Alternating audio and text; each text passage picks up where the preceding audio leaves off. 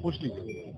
सगीरा जी, आज आगरा आए हैं, कानून व्यवस्था की अगर बात करें तो उत्तर प्रदेश में कैसे चल रही है? सबसे पहले तो हम बात करें कानून व्यवस्था। देखिए, आगरा मेरा अपना शहर है और यहाँ पर कभी भी कोई किताब भी लेने आना होता था तो ईटा से या शिकोबाद से तो हम यहीं पर आया करते थे।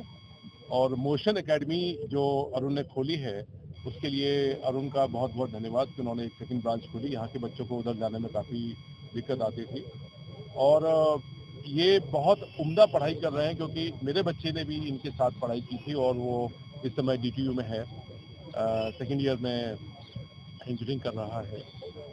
तो यहाँ से मैं एक बात मैं समझा हूँ कि इंजीनियरिंग कॉलेज में घुसना, एक अच्छे इंजीनियरिंग कॉलेज में घुसना का मतलब होता है कि एक पुरानी लंबे समय से चली आ रही गरीबी की रेखा को लांघना। अगर आपका बच्चा यहाँ से एक बार IIT में घुस जाता है तो आपका पूरा परिवार उस रेखा से आगे निकल जाता है और बहुत सारे पेरेंट्स का ड्रीम होता है किसी तरीके से वहाँ पर हमारा बच्चा जाए। और ये बात दीगर है कि IIT का जो एग्ज़ाम है वो दुनिया के सबसे मुश्किल एग्जाम में से एक है, ये मैं आपको बता दूं। IIT का एग्जाम ये मत मानिएगा कि हमारे देश का है तो आसान है। IIT का एग्जाम, IIT पेपर देखे तो MIT के लोगों के भी कान में से और धुआं निकल जाता है। तो टफ पेपर होता है, मैं इस बात को कहता हूँ। और मैं ये बात जो मैं फिर से कह रहा हूँ कि आज के युवाओं का जो चैलेंज है हम लोगों के जमाने से कई गुना ज्यादा हो चुका है और उसका मुख्य कारण ये है कि हम लोगों के समय में डिस्ट्रैक्शन नहीं होता था, बहुत कम डिस्ट्रैक्शन होता था, बल्कि हम लोग वेट करते थे पूरे सप्ताह में सिर्फ 2 दिन चित्रहार आता था और एक चित्रहार में 4 या 5 गाने आते थे। तो आप देखिए हम लोग पूरे एक सप्ताह में मुश्किल से 5 या 6 8 गाने देख पाते थे और बस उससे हमारा मनोरंजन हो जाता था। उसके बाद आपके पास कोई चॉइस नहीं होती थी, पढ़ना होता था। लेकिन आज की डेट में मनोरंजन हमारे हाथ में है, सोशल मीडिया हमारे हाथ में है, फोन हमारे हाथ में है।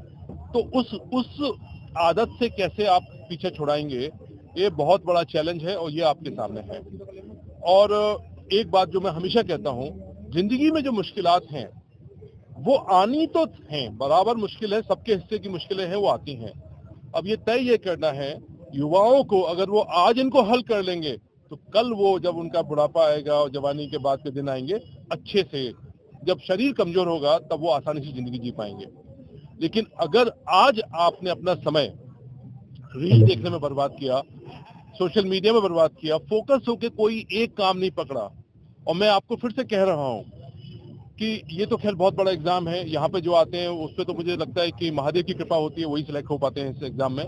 लेकिन बाकी युवाओं के लिए बता रहा हूँ, आप कोई सा एक काम अच्छे से करना सीख लीजिए, हुनर कर लीजिए, जिसे कहते हैं ना, एक काम में मास्टरी कर लीजिए, चाहे वो कोई सा काम हो। आपके पास रोजगार चल के आएगा, मैं गारंटी देता हूँ इस बात की। कई बार लोग कहते हैं कि साहब रोजगार नहीं है, तो मैं उनसे हमेशा पूछता हूँ कि कौन सा स्किल सेट है, कौन सा काम है जो आपको आता है, मुझे बताइए। अगर काम आपको आता है तो रोजगार पीछे से चल के आएगा।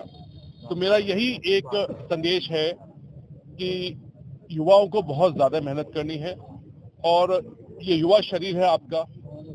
स्वामी विवेकानंद जी कहा करते थे कि युवा में इतनी शक्ति होती है कि वो हिमालय के सामने दहाड़ दे तो हिमालय को भी झुकना पड़ता है। युवा में वो शक्ति होती है।